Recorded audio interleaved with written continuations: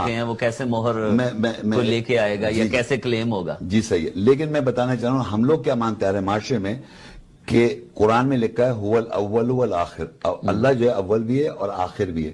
ہم کہہ رہے ہیں محمد رسول اللہ جو ہیں وہ آخری نبی ہیں، یہ ہم کہہ رہے ہیں یہ معاشرے میں. تو قرآن نے تو نہیں کہا کہ وہ آخری نبی ہیں. آپ بھی نہیں مان رہے؟ آخری نبی نہیں مان رہا، بالکل نہیں مان رہا میں. ہاں 100% نہیں مان رہا ہوں آخری لفظ کا. اور پھر یہ آپ کا اب یہ جو کہہ رہے ہیں لوگ آخری، تو ان سے پوچھئے آخری لائے کہاں سے؟ نہیں، اس کا مطلب ہے کہ کوئی نیا مذہب آپ نے کریٹ نہیں نہیں، دیکھیں میں نے مطلب نہیں، لوگ جو غلط بولتے آ رہے ہیں اس کو سیدھا کر رہا ہوں میں.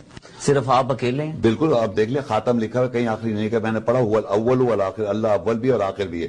تو محمد رسول اللہ کے نام پہ آخر نہیں ہے، آخر مطلب لاسٹ اور ادر، تو وہ آخر نبی نہیں ہے. اللہ کہہ رہا ہے مور نبیوں کی، وہ اللہ دے رہا درجہ کہ کوئی نبی کلیم نہیں کر سکتا جب تک محمد رسول اللہ کی اس پہ مور نہ ہو.